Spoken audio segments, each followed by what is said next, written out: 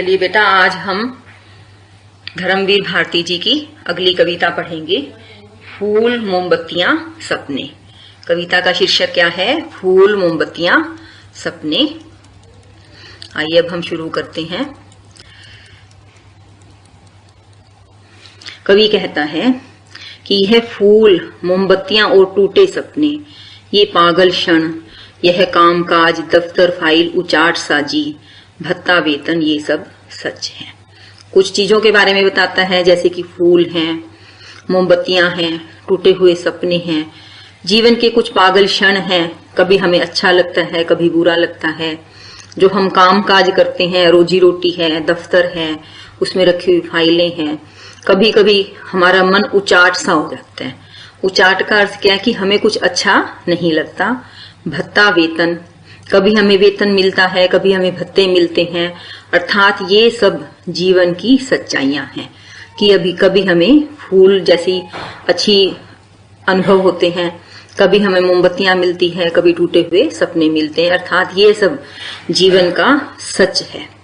इनमें से रत्ती भर न किसी से कोई कम। अर्थात जीवन के जितने भी अनुभव है, चाहे वो अच्छे हैं, चाहे वो बुरे हैं, चाहे हमारा कामकाज है, मन उचाट होना है, खुश होना है, यह सब एक रत्ती का अर्थ है एक कण भी, एक क्षण भी एक दूसरे से कम नहीं है। अर्थात सभी चीजों का, चाहे वो अच्छी हैं, चाहे वो बुरी हैं, हमारे जीवन में बराबर महत्व है।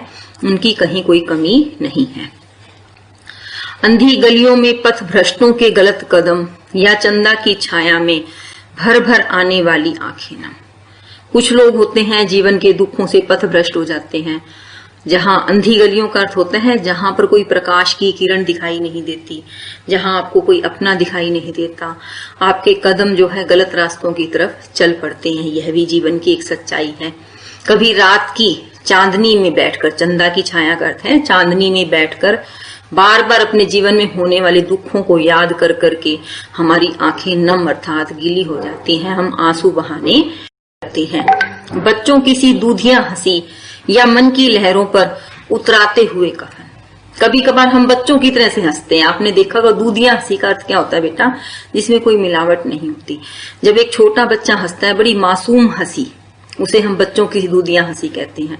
हमारे जीवन में भी ऐसा कई बार होता है कि हम बिल्कुल किसी भी तरह की कोई तनाव नहीं है, कोई परेशानी नहीं है, चिंता फिक्र सब चीजों से दूर होकर के हम बच्चों की तरह से खूबी से हंसते हैं, खुशी से हंसते हैं। और कई बार क्या होता है, मन में अंतर्द्वंद है, अनेक प्रकार के भावों रूपी लहरें आ रही हैं, उतराते हुए कफन। इसका अर्थ क्या है कि हमारे मन के अंदर जो इच्छाएं थी उनके ऊपर अब कफन ढका जा रहा है। हमारे जीवन में न जाने कितने कष्ट आए हैं, कितनी हमने अपनी इच्छाओं को मार दिया है। यह सब भी जीवन की एक सच्चाई है। कवि के कहने का अर्थ क्या है कि जो भी जीवन में परिस्थितियां आती है, जितने के भी हालात आते हैं, अच्छे हैं या बुरे, वह जीवन की कड़वी सच्चाई है। जीवन है कुछ इतना विराट, इतना व्यापक, उसमें है सबके लिए जगह, सबका महत्व, कि हमारा जीवन जो है बहुत विराट है, बहुत बड़ा है, बहुत ही व्यापक है, विशाल है, फैला हुआ है। उसमें सबके लिए जगह है और सभी का अपने अपनी जगह महत्व है। जितने भी हमारे रिश्ते हैं, चाहे वो अच्छे हैं, चाहे बुरे हैं, चाहे हमारे कोई मित्र हैं, चाहे हमारे कोई शत्रु हैं, कुछ अच्छी यादें हैं, कुछ बुरी यादें हैं, लेकिन सबके लिए हमारे जीवन में जगह है और सबके लिए हमारे जीवन में महत्व भी है। अब लेखक क्या कहता है कि ओ मेजों की कोरों का अर्थ है किनारों पर माथा रख रख कर रोने वाले, यह दर्द तुम्हारा नहीं सिर्फ यह सबका है। कि तुम जो उदास हो जाते हो, हमारे जीवन के अंदर दुख है, माथे पर हाथ रख के रोना पीटना शुरू करते हैं, तो कवि कहना चाहता है कि जो तुम्हारे जीवन में दर्द है, तकलीफ है, प्रतिकूल परिस्थितियां हैं, यह सिर्फ तुम्हारा ही नहीं सबका है। अर्थात जीवन में कुछ सच्चाइयां ऐसी हैं जो सबके जीवन में होती है। सबने पाया है प्यार, सभी ने खोया है। सबके जीवन में किसी न किसी का प्यार अवश्य होता है और सभी ने किसी न किसी अपने को, अपने प्रिय को खोया भी होता है। सबका जीवन है भार और सब जीते हैं बेचैन न हो। सभी को अपना जीवन भारी लगता है, फिर भी सब जीते हैं, इसलिए बेचैन न हो। क्या कहा जाता है कि हमें अपने जीवन के जो दुख है, दुखों की गठरी है, वह हमेशा बड़ी लगती है और सामने वाले के दुख की गठरी छोटी लगती है, क्योंकि उसको हम दूर से देखते हैं।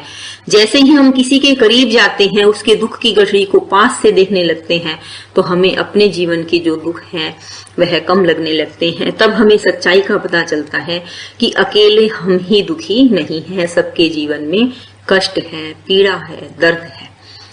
यह दर्द अभी कुछ गहरे और उतरता है, फिर एक ज्योति मिल जाती है। एक कहावत कही गई है कि जिसने इस जहान में दर्द को दवा बना लिया, जिसने इस जहान में दर्द को दवा बना लिया, उसको जीना आ गया।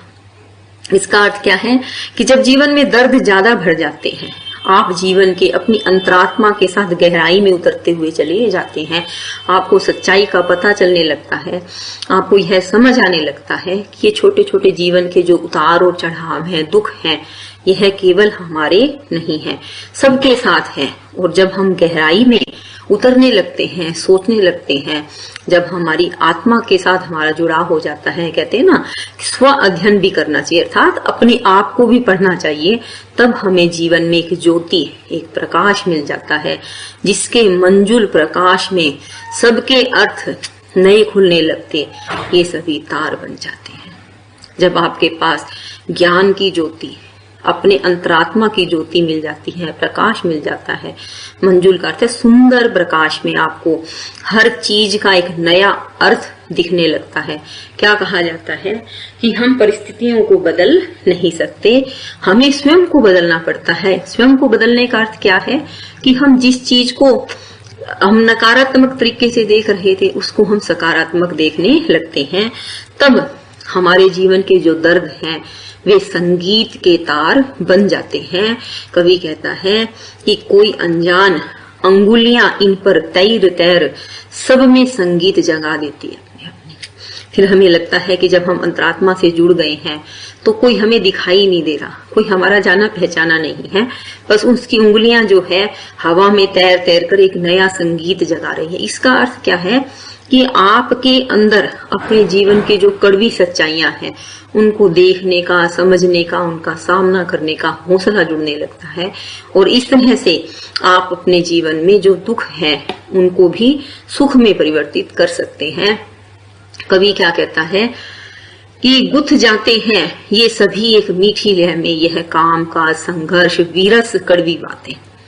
फिर सब कुछ एक मीठी लय में आ जाता है, आपको यह पता चल जाता है कि यह कामकाज भी करना है, जीवन का जो संघर्ष है वह भी करना है, विरस जिसमें कोई रस नहीं है, जीवन की जो कड़वी बातें हैं उनको भी हमें साथ लेकर के चलना है।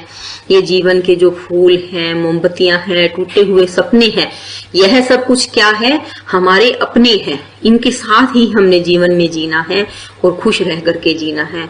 यह दर्द विराट जिंदगी में होगा परिणत, है तुम्हें निराशा फिर तुम पाओगे ताकत। जब तुम अपने जीवन को ही अपने जीवन की ताकत बना लेते हो तो आपकी जिंदगी विशाल विराटता को लेकर बन जाती है, बड़ी बन जाती है, कि उसके अंदर आपके एक कोने में छोटे छोटे से ये संघर्ष हैं, एक कोने में रह जाते हैं, और उस विशाल जिंदगी से आप ताकत पाने लगते हो, आपके जीवन की निराशाएं दूर हो जाती हैं। उन अंगुलियों के आगे कर दो माथा नत, जिनके छू लेने भर से फूल सितारे बन जाते हैं मन के छाले। ओ मेजों की कोरों पर माथा रख रख कर रोने वालों, हर एक दर्द को नए अर्थ तक जाने दो। वो उंगलियां कौन सी है? हमारी अंदरूनी ताकत है।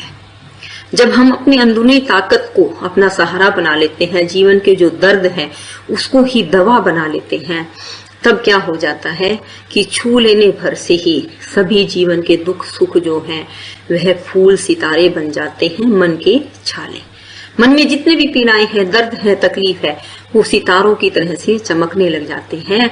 कवि कहता है कि हे मेज की कोर किनारे पर माथा रख रख करके रोने वालों, अपने जीवन के हर दर्द को, अपने जीवन के हर दर्द को एक नए अर्थ तक जाने दो।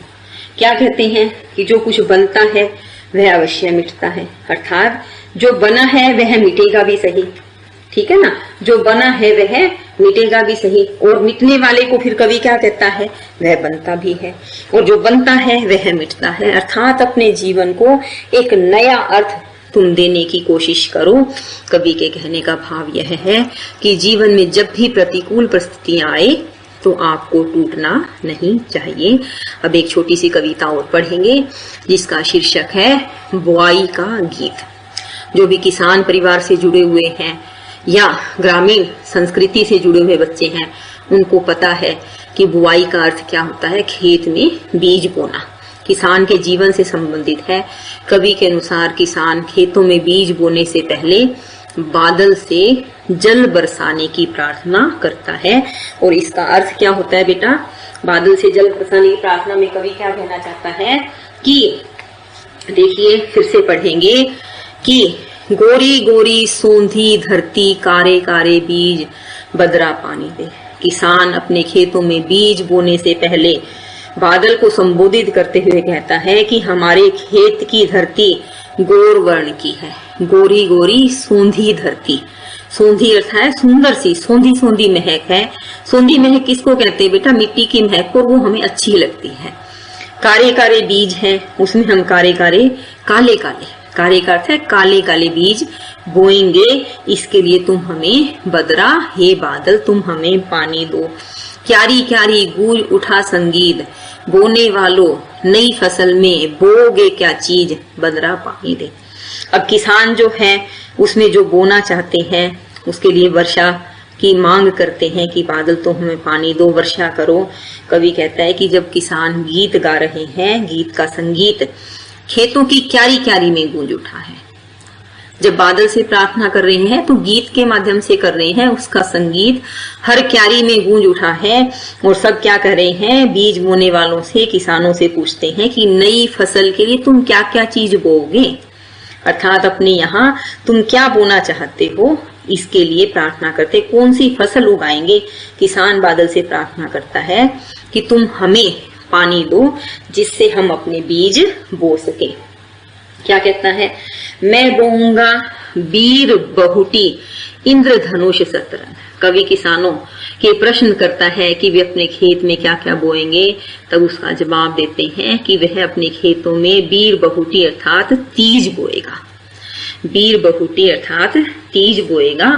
वह अपने खेतों में इंद्रधनुष के 7 रंगों वाली फसल उत्पन्न करेगा। ये किसान कहता है कि वह नई पीढ़ी के लिए नए सितारे, नए धान का रंग। इसका अर्थ क्या है कि खेती बाड़ी है, कृषि है, जैसे जैसे समय बीतता है उसके अंदर आधुनिक तकनीक जुड़ती जाती है तो नई नई चीजें उसमें उत्पन्न होती है। आप अक्सर अखबारों में पढ़ते होंगे, कहीं खेतों में देखते भी होंगे कि कुछ चावल नए रंग के आ गए, कुछ धान नए रंग का आ गया, कुछ सब्जियां नए रंग की आ गई।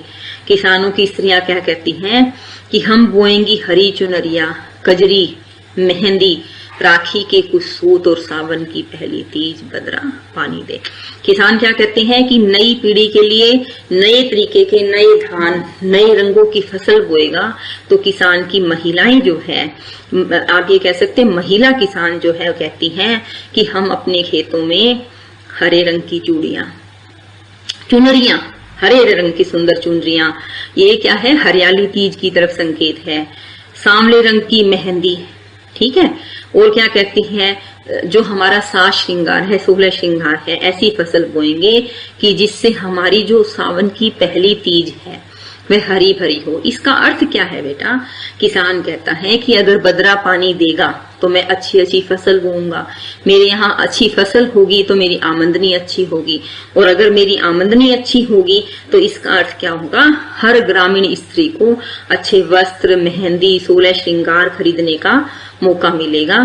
और वे फिर कुछ राखी जो है, राखी का कुछ सूत और सामान देकर अपने भाई के पास राखी भेजेंगी। सावन मास में तीज पर जो झूले डलते हैं, झूला झूलने का अवसर मिलेगा, अर्थात चारों तरफ हरियाली के साथ ही खुशहाली आएगी। तो कवि क्या कहना चाहता है कि सभी गांव की महिलाएं क्या कह रही हैं कि हम जो है अपनी तीज त्योहार, जो हमारी सभ्यता है, हमारी संस्कृति है, हम उसको बोएंगे जिससे हम सब मिलकर के तीज का, अर्थात सावन में तीज और राखी 2 त्योहार आते हैं, इन दोनों त्योहारों को बड़ी खुशी से, हंसी से मना सकें। इस कविता में भाव क्या है बेटा? कि किसान का परिवार और किसान के परिवार की खुशियां सब कुछ उनकी फसल पर निर्भर करती है। अगर फसल अच्छी होती है तो वे अच्छा उनकी आमदनी होती है और वे खुशी खुशी अपना सब कुछ अपनी सारी खुशियों के साथ वो अपनी सारे तीज त्योहारों को मनाते हैं।